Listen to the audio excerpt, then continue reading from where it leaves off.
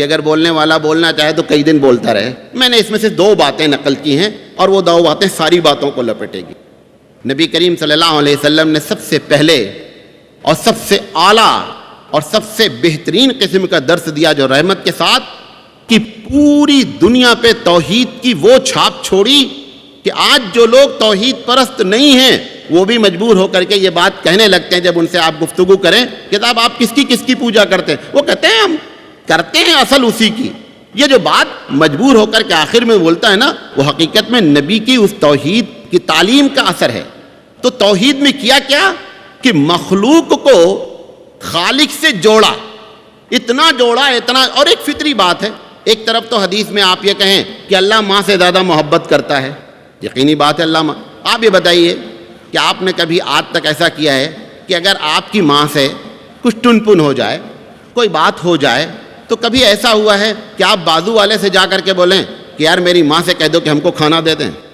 اگر آپ کو اپنی ماں کے اوپر ناز ہے کہ ماں سے ہم مچل کر کے, ماں سے ہم جو ہے وہ اپنے رو کر کے سب کچھ منا کر کے اپنی بات کو کر سکتے ہیں, تو پروردگار عالم اس سے زیادہ جو ہے وہ ہمارے ساتھ رحیم اور شفیق ہے. لہذا نبی کریم صلی اللہ علیہ وسلم نے یہ کیا کہ دنیا کے سارے لوگوں نے جو بیچ میں ایک پلر رکھا تھا نا کہ صاحب بغیر برہمن کے ذریعے جو ہے خدا کے ذریعے نہیں پہنچا جا سکتا, کہیں جو ہے وہ سید صاحب ہیں, کہیں دنیا بھر کے لوگ ہیں کہ ان کے بغیر خدا تک پہنچا نہیں جا سکتا. قرآن مجید نے اعلان کیا اجی مجھے پکارو اور میں تمہاری دعا کو قبول کرتا ہوں.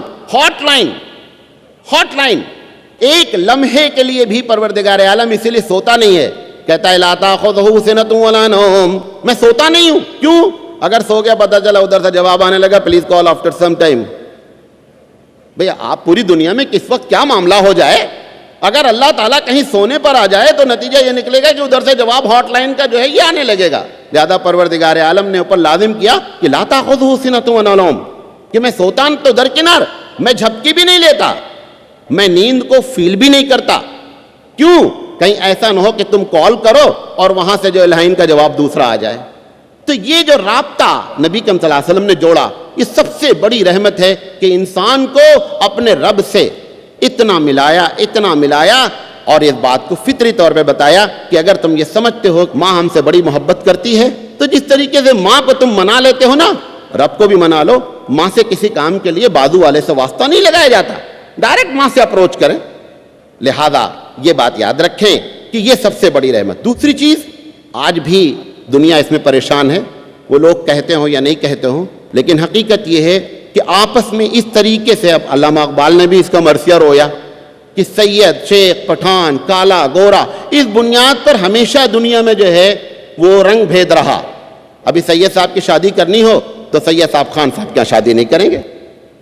حالانکہ نبی کریم صلی اللہ علیہ وسلم نے جہاں پر یہ بات کہی تھی کہ لا فضل علی عربی علی اجمی, کہ اجمی کو عربی پر, عربی کو اجمی پر کوئی فضیلت نہیں ہے. فضیلت بیان کرنے کے بعد آپ نے جو دلیل دی ہے نا, وہ بڑی معقول دلیل آپ نے فرمائی ہے. آپ نے فرمایا کہ تمہارا باپ ایک, ان اباکم واحد, تمہارا باپ ایک اور وہ آدم من تراب.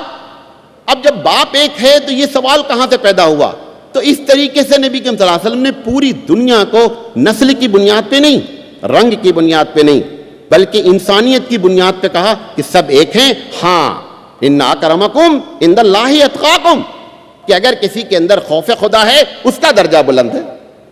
بلال رضی اللہ تعالیٰ عنہ کالے کلوٹے ہیں, حبشہ کے رہنے والے ہیں, سر جو ہے وہ منقے کے مانند ہے, یعنی بڑا ہی جو ہے وہ کھردرا ہے, لیکن بیٹھتے کس کے ساتھ ہیں؟ نبی کریم صلی اللہ علیہ وسلم کے ساتھ بیٹھتے ہیں. جب فتح مکہ ہوا, اب قریش جو اپنے آپ کو سمجھتے تھے ہم قریش ہیں, ہاشمی خاندان سے ہمارا تعلق ہے, جب سب سے پہلے اذان دینے کی بات آئی تو یہ لوگ امید میں تھے کہ ہم لوگوں کو کال کیا جائے گا کہ آئیے صاحب آپ لوگ اذان دیجئے. نبی کریم صلی اللہ علیہ وسلم کہتے ہیں کہ سیدنا بلال آئیں گے اور بلال اذان دیں گے. اب آپ اندازہ کریں کہ اس سے زیادہ مساوات کا درس کیا دیا جا سکتا ہے. ہر پوائنٹ پر یہ ضرور سوچتے رہیں کہ ہم کہاں کھڑے ہیں. کہیں ایسا تو نہیں ہوا ہے کہ ہم نے اپنی لڑکی کے رشتے کے آنے کے پر یہ بات کہی ہے کہ صاحب نہیں صاحب میں تو خان صاحب سے شادی نہیں کروں گا, میں تو انصاری صاحب سے شادی نہیں کروں گا. یہ برابر ہو رہا ہے؟ وہاں پر بلال رضی اللہ تعالیٰ عنہ کا یہ درجہ کہ بلا کر کے اذان دلائی جا رہی ہے، اور ماننے کے لیے یہ بھی کہا جاتا ہے نبی کریم صلی اللہ علیہ وسلم کہ ہم لوگ جو ہے وہ بڑے ماننے والے ہیں۔ ماننے کا مطلب یہ ہوتا ہے کہ اطاعت بھی ساتھ ساتھ چلتی رہنی چاہیے۔ لہذا دو چیزیں انسانیت کے نام پر، اس پر میں اشارہ کر کے آگے بڑھ رہا ہوں کہ توحید کا جو درس دیا، جس میں انسان کو پروردگار عالم سے قریب کیا، اور پھر مساوات کا جو درس دیا کہ بلال رضی اللہ تعالیٰ عنہ بھی ایک صف میں کھڑے ہیں، سلمان فارسی بھی کھڑے ہیں، صہیب رومی بھی کھڑے ہیں۔ یہ تو وہ بلال ہیں کہ جن کے پیروں کی آواز معراج میں سنی نبی کریم صلی اللہ علیہ وسلم نے۔ اس ذات کے بارے میں یہ جملہ، بلال بلال ہیں۔ لہذا یہ جو ہمارے پاس جو درس دیا گیا مساوات کا نا، یہ درس اتنا بڑا درس ہے۔ آپ دیکھتے ہیں حج میں کبھی ایسا نہیں ہوتا کہ آپ ایک لائن میں کھڑے ہوں، بغل میں کوئی ملینر آ گیا، کوئی بلینر آ گیا، اجی پیچھے ہٹو، نہیں، کوئی وی آئی پی نہیں، سارے وی آئی پی ہیں۔ اور اسی لیے سارے وی آئی پی کا ڈریس بھی ایک ہوتا ہے وہاں حج میں، سارے وی آئی پی کا ایک ڈریس، کہ ڈریس سے بھی آپ نہیں، بلہ ولہ نہیں لگایا جاتا کہ بلہ لگا کر کے وی آئی پی بن جائے۔ وہاں تو بلہ یہی ہے کہ آپ احرام کی حالت میں ہیں، یہی بلہ ہے اور یہی وی آئی پی کا ڈریس ہے، کیونکہ رب کے دربار میں ہیں، یہاں پر کوئی اونچا نیچا نہیں ہے۔ جو دوسرا پوائنٹ ہے وہ یہ ہے کہ نبی کریم صلی اللہ علیہ وسلم نے جو تاجر تھے، تو تاجر کی بات جب ہوتی ہے، آپ اس کو معاش کہہ لیں، اس میں دو لوگ انوالو ہوتے ہیں، مزدور اور تاجر۔ دونوں کے لیے اتنی پیاری پیاری باتیں رحمت کی بیان فرمائی۔